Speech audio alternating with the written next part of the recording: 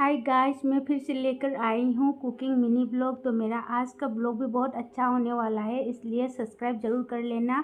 और मैं आज बनाने वाली हूँ कच्चू का इरोम्बा। और यहाँ पर है अमरूद। अमरूद से पहले यहाँ पर है सौंगरी पत्ता और हेनाकुंगांगी पत्ता, इसको बोल बनाने वाली हूँ। और ये सब बनाने से पहले मैं अमरूद खाऊंगी क्योंकि मुझे भूख लग चुकी है, सुबह से मैंने कुछ भी नहीं खाया। तो यहाँ पर है हरी मिर्च और हीदल, इसको कच्चू के साथ इरोम्बा बनाने के लिए मैंने कच्चू को धोकर कुकर में रख दिया है।